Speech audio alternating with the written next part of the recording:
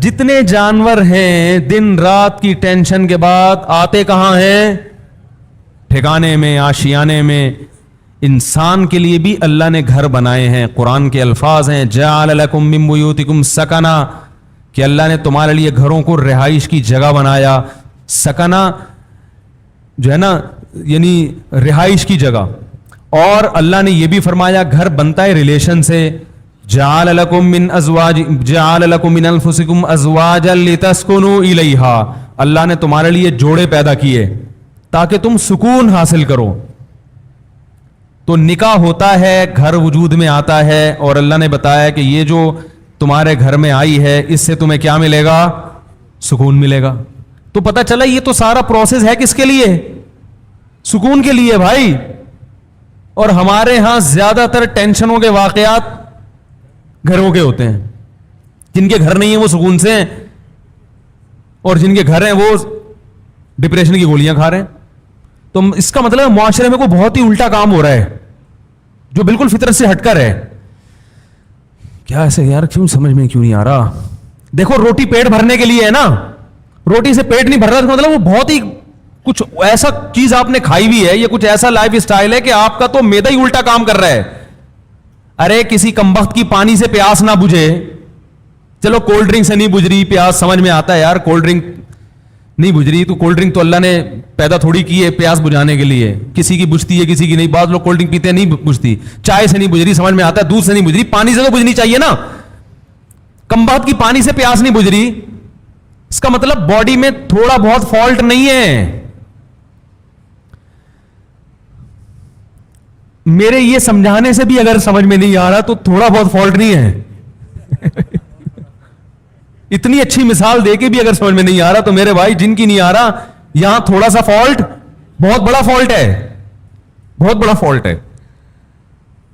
میں نے وہ بیان ریکارڈ کروایا تھا نا کہ عورتیں بچے پیدا کرنے سے صحت اچھی ہوتی ہے، خراب نہیں ہوتی. وہ پورا میں نے پورے ڈاکٹروں کی رپورٹیں بھی پیش کر دی جو نوبل پرائز ڈاکٹر ہیں یو کے کہ عورت کا حمل روکنے سے بیڑا غرق ہوتا ہے، موٹاپا آتا ہے.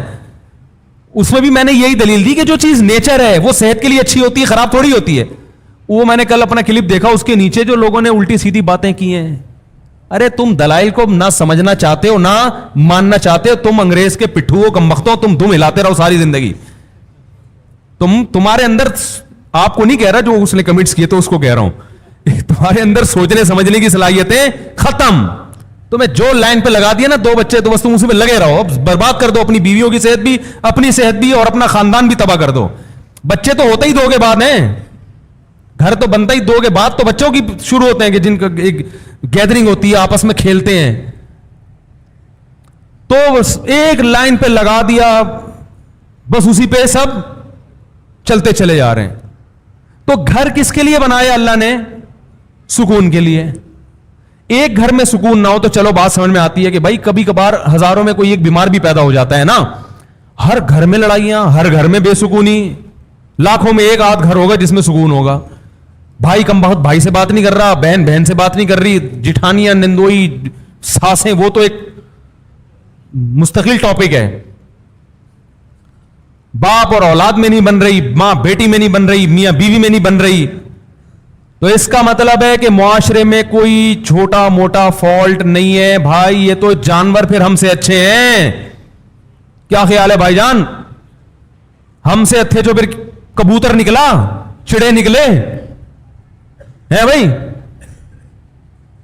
ہمیں آفس میں سکون مل رہا ہے، گھر میں نہیں مل رہا.